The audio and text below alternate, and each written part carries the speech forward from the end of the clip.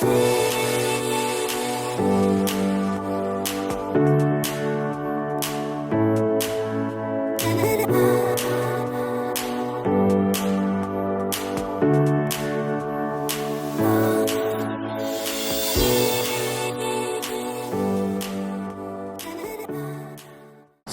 today I'm going to start on the PlastiDipped process for my daughter's car.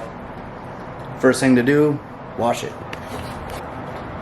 So you can see it's nice and dirty just from sitting here. Got some water spots. So I'm going to wash it with the dip wash that comes with the kit, and then use the pre-dip spray to get it all nice and clean. And then I'm going to start spraying it.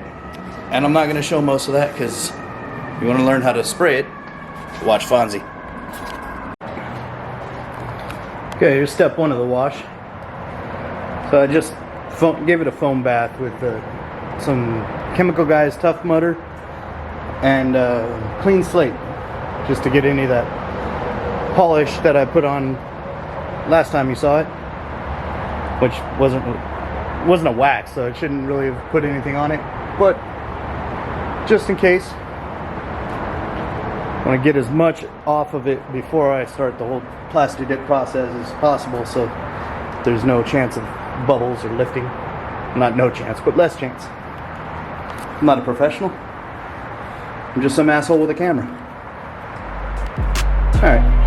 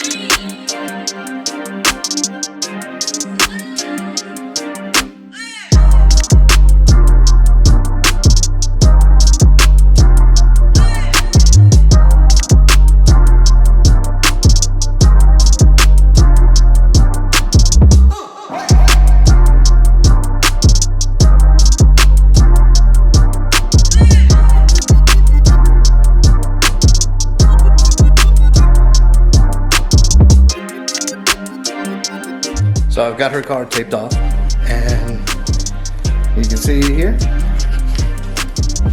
I'm about to start spraying. First I have to do the black base coats, then the Wicked Wine top coats. It's been wiped down with pre-dip spray. It's all taped off. I spent an entire day taping it off.